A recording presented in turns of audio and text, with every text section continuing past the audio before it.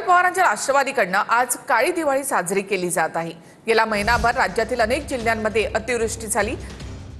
कोणत्याही मनस्थितीमध्ये शेतकरी दिवाळी साजरी करणार नाही असं शरद पवारांनी म्हटलंय। तर सरकारकडून शेतकऱ्यांसाठी तोकडी रक्कम देण्यात येते असं देखील पवारांनी म्हटलं।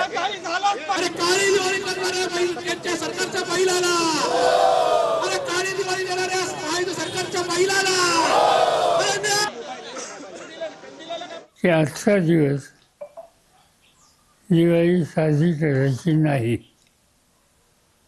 त्याचं महत्त्वाचं कारण आपण बघितलं गेले महिनाभर महाराष्ट्रातल्या अनेक जिल्ह्यामध्ये अतिवृष्टी होती।